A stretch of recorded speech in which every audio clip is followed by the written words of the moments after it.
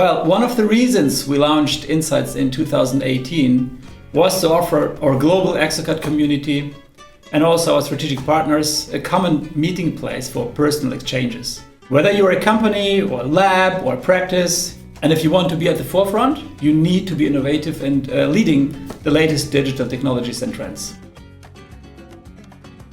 Well, over the 2 days of Insights 24, the entire digital workflow of restorative dentistry will be highlighted, from smile design, implant planning, to the production of restorations. We will introduce new digital approaches such as innovative prosthetic materials and a new digital multidisciplinary planning approach. We see the event as a kind of wide-angle view of digital dentistry. Almost our entire team of software experts will be represented at Insights 24.